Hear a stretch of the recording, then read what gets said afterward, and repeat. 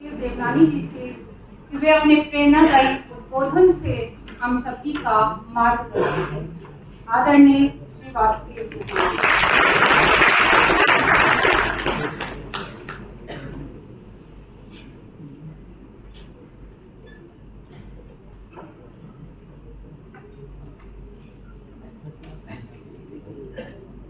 आज विवेक, वेदांत और विकसित भारत के विषय पर आज इस संगोष्ठी में जिनका हम सुनने के लिए आए हैं, ऐसे मनीषी माननीय ओम प्रकाश पांडे जी, यहाँ के गुरु माननीय सुरेश जी अग्रवाल, हमारे सुभाष जी, कैलाश जी और सभागार उपस्थित फैकल्टी के मेंबर, आमंत्रित सदस्य, पहले वैसे तो ओपनिंग बैट्समैन बनना शायद मेरे स्वभाव में कुछ चल पड़ता है, उस गाड़ी को आगे खींच ले, लेकिन आज आयोजकों ने शायद मेरी परीक्षा लेने का तय किया है, उसके निमित्त आपके पीछे खड़ा हूँ। मैं तो कुछ सुनने के लिए ही आया हूँ, कोशिश करूंगा जितना अधिक सुन सकूं उतना सुनूंगा, लेकिन मर्यादाओं के कारण शायद पहली बार है कि मैं भी 10 मिनट लेट आया, इसलिए मैं भी 10 मिनट कम बोलूंगा। मित्रों, जो विकसित भारत की चर्चा होती है तो निश्चित रूप से हमारा ध्यान केवल समृद्धि की ओर जाता है, केवल धन की ओर जाता है, या अच्छे से बुलेट ट्रेन होंगी, बड़े बड़े भवन बनेंगे, बड़े बड़े उद्योग होंगे, ये तक कई बार साधारण व्यक्ति का सोच आता है। लेकिन हम केवल भौतिकता से विकसित भारत नहीं है। विकसित भारत के लिए आवश्यक है कि संस्कार और एकता, इन दोनों से आधारित ही एक विकसित भारत बनता है।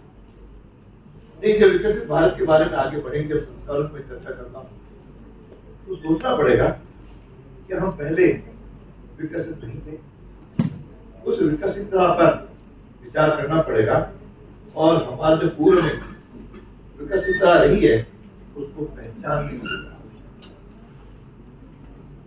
जिस भूमि पर वेदों की रचना हुई, जहां ब्रह्मांड को गणतंत्र के सिद्धांत पर हमने समझा, वह कभी अविकसित हो ही नहीं।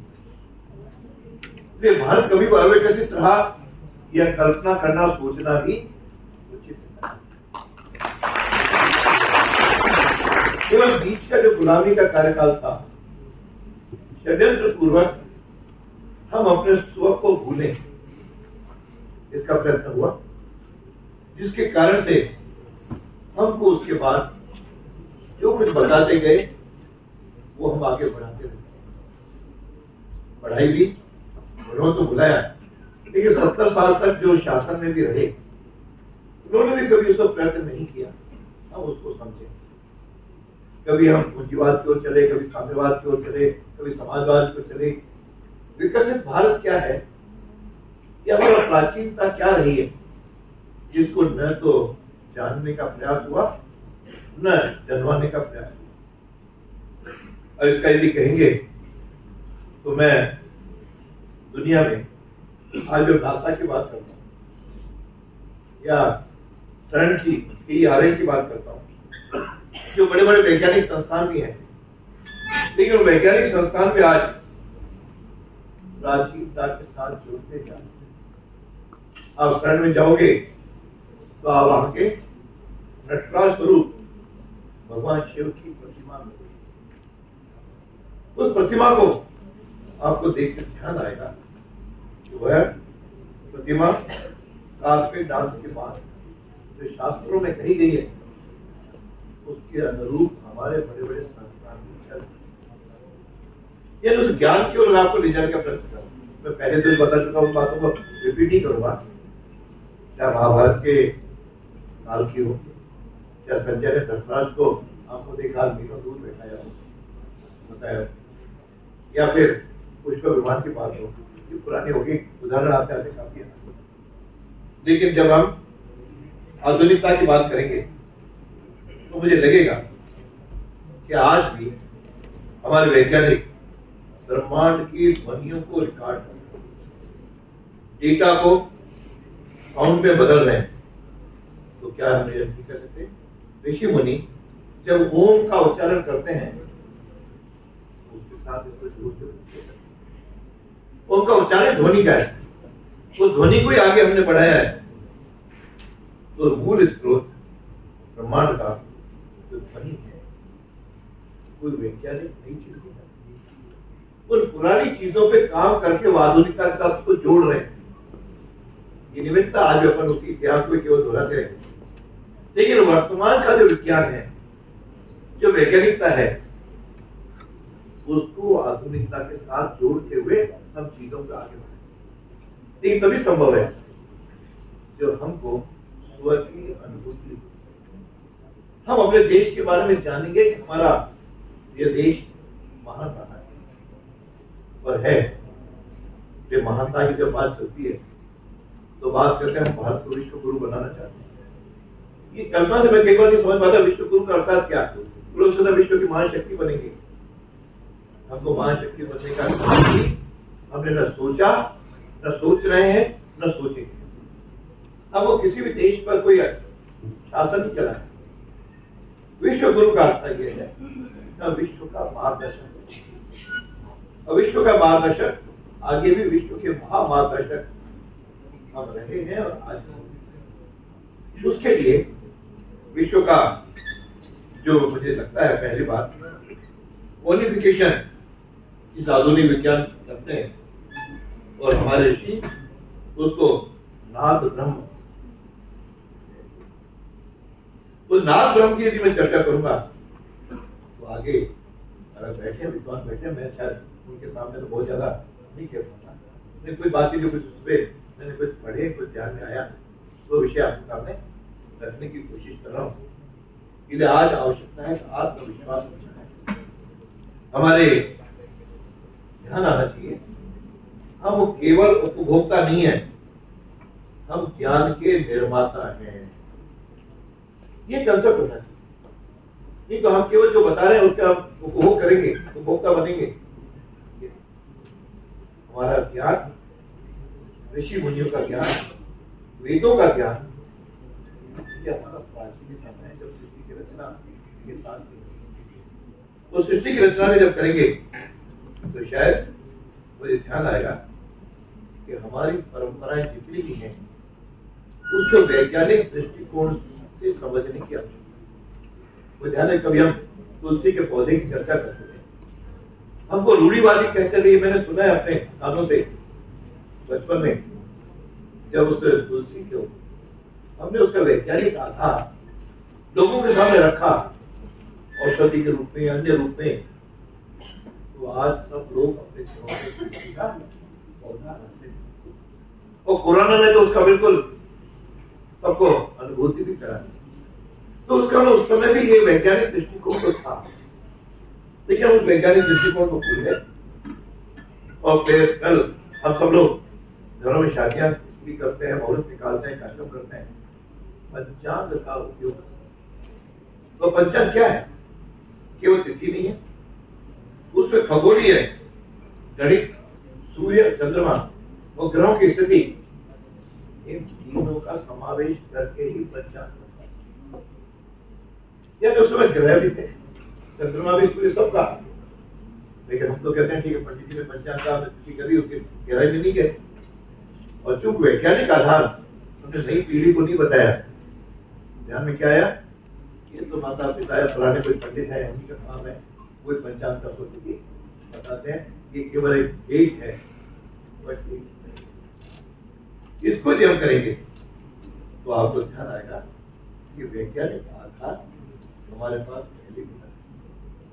उस आधार पर आगे बढ़ेंगे तो आपका खगोलीय उपकरण जो सैटेलाइट है, ये क्या है? आज एआई भी है, स्पेस भी है, डिजिटल क्रांति भी है। तो जैसे मैंने कहा रिथम कॉस्मिक ऑर्डर भी है। इसलिए कहा गया यथा पिंडे तथा ब्रह्मांडे, जो सूक्ष्म है वही विराट है। यदि इसकी अनुभूति होगी तो फिर मैं समझ सारी साइंस समझ में आ जाएगी।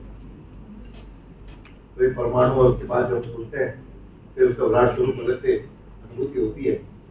अभी मैं 2 दिन पहले जोधपुर के IIT में गया, वहाँ ऐसी मशीनें जो बिल्कुल छोटे छोटे परमाणु की तरह आपको चलता हुआ, तो सूक्ष्म की रचना पहले हुई, तो सूक्ष्म का विराट स्वरूप बाहर आया। तो यही तो ब्रह्मांड है। तो पहले जो कहा गया यथा पिंडे तथा ब्रह्मांडे, उसी का था। हम उसको भूल रहे हैं।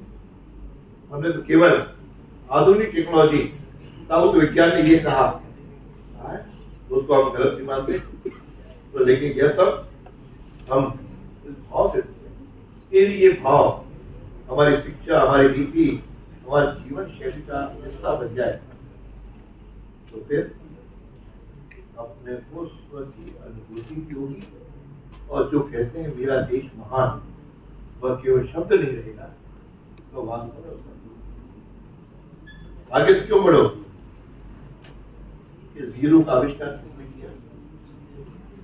अब तो आने लग गया, आपने किया। दशमलव प्रणाली का किसने किया? आपने किया। तो यह अनुभूति क्यों नहीं हो रही है? हमें अपने वैज्ञानिकों के जन्म की अनुभूति क्यों है? जीरो के जनक हम हैं। और तो और विश्व को कपड़े पहनना, मकान बनवाना, यह सब भारत ने बनाया है। हड़प्पा को किसी ने केवल हस्बैंड ने क्या पढ़ा? हड़प्पा, मोहनजोदड़ो सब, लेकिन उसमें क्या था क्या कि किसी ने नहीं बताया। किसी कहीं बहुत ज्यादा गहराई में कोई गए होंगे, उनको मटेरियल उपलब्ध हुआ होगा। तो यदि उसको जानेंगे नहीं, मगर विश्व को हमने सब कुछ सिखाया। केवल पढ़ता हूं को भारत का सबसे पहले वास्को डी गामा ने खोजा। अरे हमको क्या खोजोगे? हमने विश्व को खोजा है।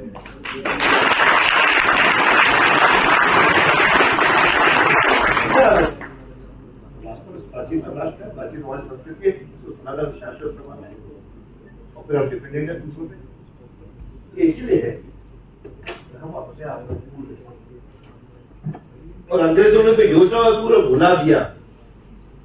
पीढ़ियों दर पीढ़ी से चली।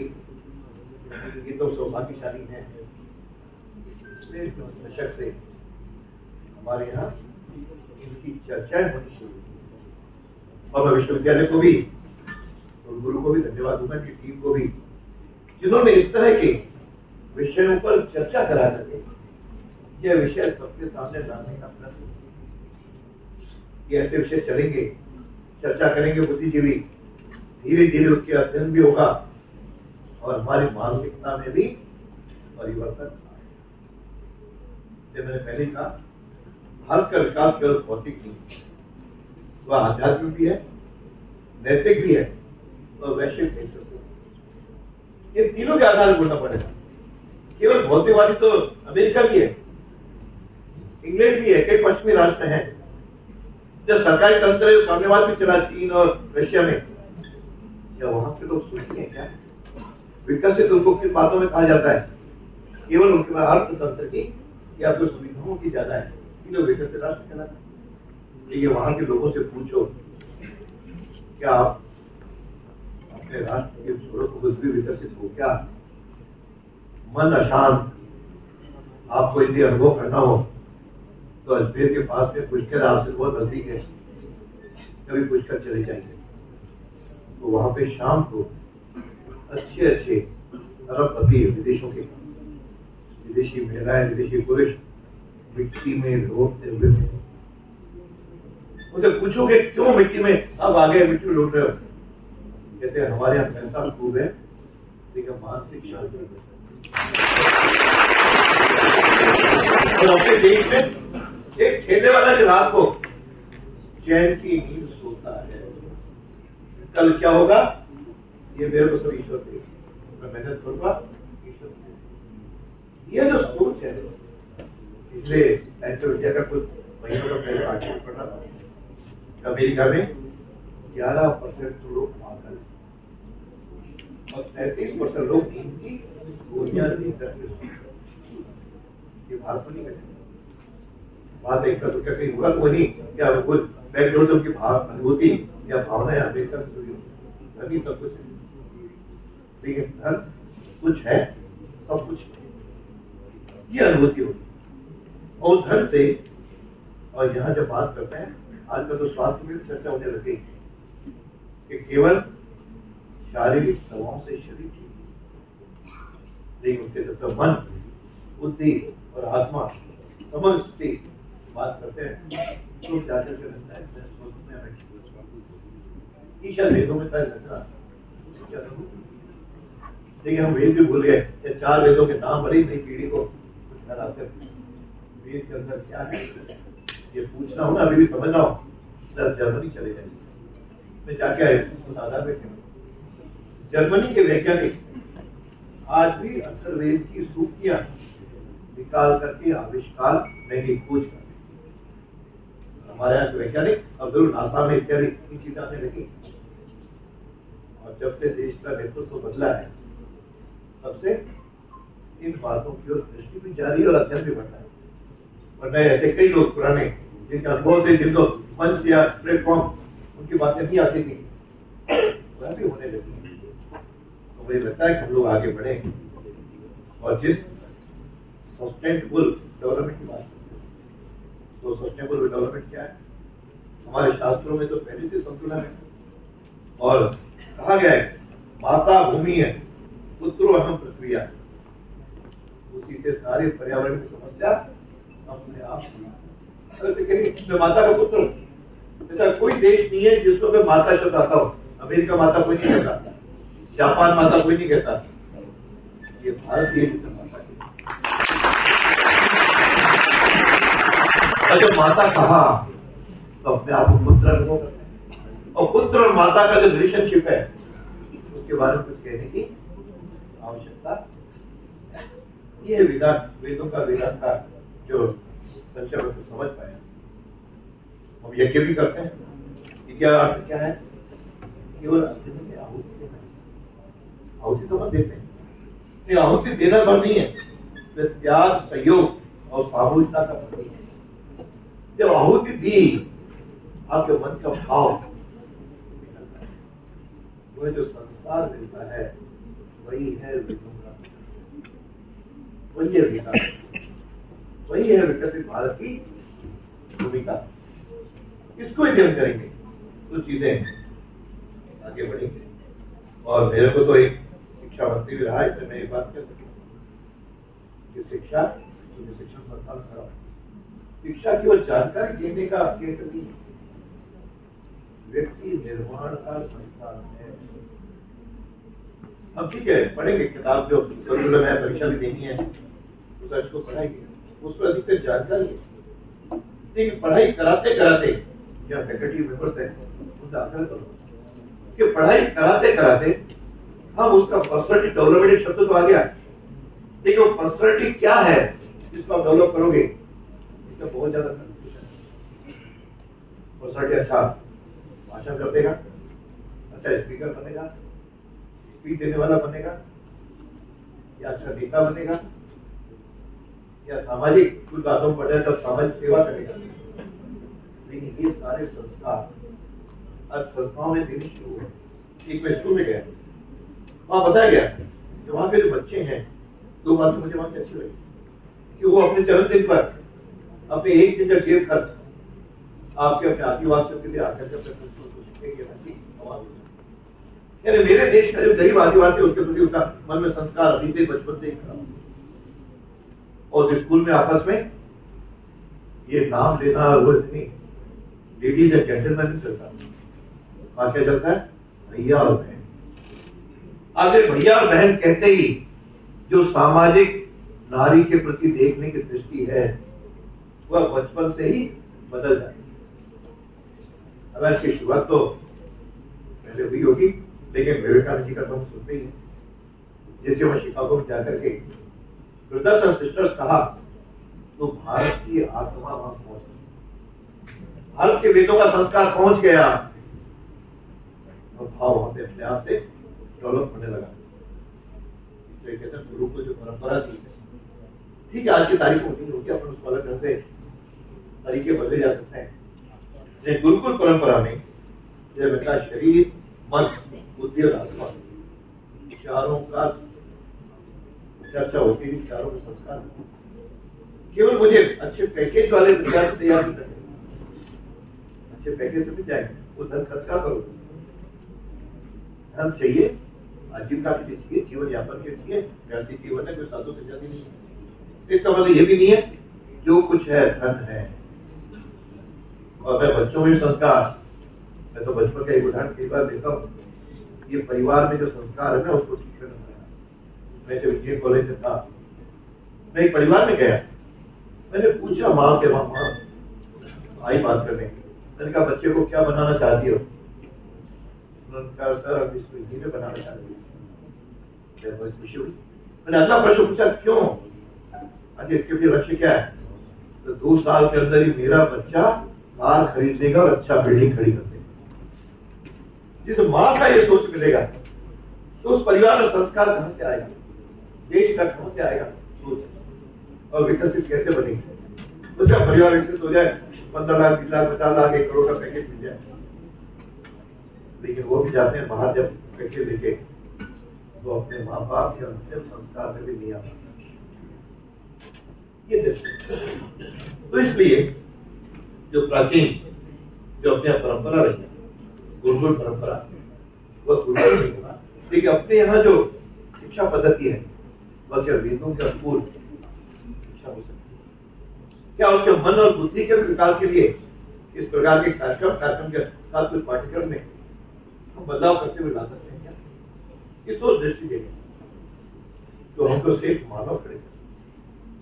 कई बार कहता हूँ भारत साधारण राष्ट्र नहीं, यह मूल इसकी आत्मा भारत है, और हमने कई सभ्यताओं का उद्भव भारत से।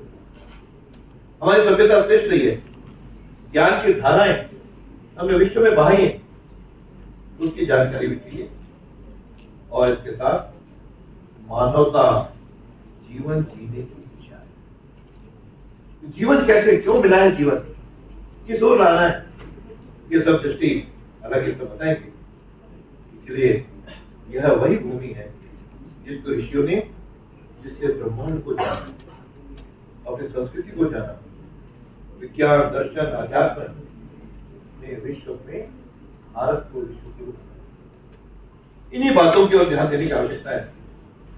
इसलिए आज कोशिश की ओर, लेकिन शायद इन्हीं कारणों से इस राष्ट्र को कितने भी षड्यंत्र हुए, कितने इसको तोड़ने के प्रयत्न हुए, कभी भी राष्ट्र विभाजित भौगोलिक दृष्टि से, राजनीतिक दृष्टि से ये 47 में हो गया होगा, वो भी कृत्रिम है।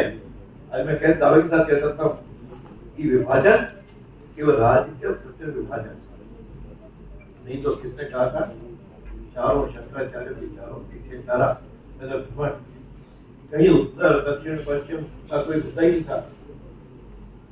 ये तो केवल स्वार्थी तत्व अलग करने के बाद बहुत से प्रयत्न किए, लेकिन यहाँ के अपने यहाँ जो अंतर्निहित शक्ति है वह कभी भी देश को टूटे। ये अंतर्निहित शक्ति क्या है, ये हमको वेदों से मिली, उसके अनुसार भी वेदांत की चर्चा की, तो वही विकसित भारत का लक्ष्य है। इसलिए मैंने पहले ही कहा, ज्ञान का सूर्य ये भारत से ही विश्व में प्रवास करता है। उस नाते हम सब जितने बैठे हैं इसको जानने की कोशिश करें। हर एक की जानता हो ऐसा नहीं, हम जानने का, तो जो कुछ सुने या कुछ जाने या जो कुछ समझे उस पर चिंतन मनन करें, तो निश्चित रूप से तो कुछ न कुछ अंश निकल करके आएगा, जिसको हम हमारी जीवन यात्रा में भी देश और समाज को आगे बढ़ाने में करेंगे। केवल देश और समाज का तो भला होगा ही, अपने स्वयं का भी भला होगा। इसको यदि हम करेंगे तो आज का मुझे लगता है ये विषय अभी बहुत ही कठिन विषय है। हालांकि मैं भी उसका कुछ अंश ही तो समझ पाया, जान पाया, देख पाया, उसका कुछ अंश बोल पाया, लेकिन मुझे लगा कि विषय अच्छा है। और ये दयानंद विश्वविद्यालय है, ऋषि दयानंद के नाम से तो हमारा कोई दायित्व और बनेगा। इस तरह की परिचर्चाओं के बाद छोटे छोटे समूह में कभी चर्चा है, उसका फॉलोअप हम 10% ही कर पाए, 5% ही कर पाए, कुछ तो करेंगे। सुखद अनुभूति तो होगी कि मेरे कार्यकाल में या कुछ कार्यकाल तो हर एक का सीमित है, किसका 3 साल होगा, किसका 5 साल होगा, हमारा भी सीमित है, लेकिन हम उस काम करते करते कुछ सुखद अनुभूति होगी, हमने अपने जीवन में कुछ, यह अनुभूति ही भारत की आत्मा है, ये और किसी देश में नहीं मिलेगी। तो यही ज्ञान हमको बहुत भी कठिन है, ये है तो सरलता की, और उसके लिए संस्कृत और बाकी कई चीजें जो आवश्यक है वो ये रखेगी। जो पांडे जी आए हैं और इसके बारे में सुना है, ये बहुत अनुभवी है और इन्होंने बहुत कुछ इस पे काम किया है। हालांकि मैं यहाँ पे नहीं थी, लेकिन गुरु का आदेश हो जाए, गुरु का आदेश हो जाए गुरुकुल की, तो फिर ना नहीं हो पाती। कोई तो गुरु की ना नहीं होती, लेकिन गुरु में भी कुल का गुरु हो तो बिल्कुल ना नहीं होती। उस निमित्त आपके बीच में थोड़ी देर के लिए उपस्थित होने का मैंने उपस्थित हुआ, जिसके लिए बुलाने वालों को भी कोशिश करूंगा जितना अधिक से अधिक सुन सकूं, लेकिन बीच में जो मेरे कुछ कमिटमेंट्स हैं उसका यदि जानने का, तो इसलिए मैंने पहले बाकी सुनने के बाद कोई बोल पाता तो शायद कुछ विषय हो गया। तो इस विषय मेरे लिए बिल्कुल नया, ये तो एक शिक्षक के नाते जितना जो कुछ भी समझ में आया था बोला, इतना ही कहते अपनी वाणी को विराम देता हूँ। धन्यवाद।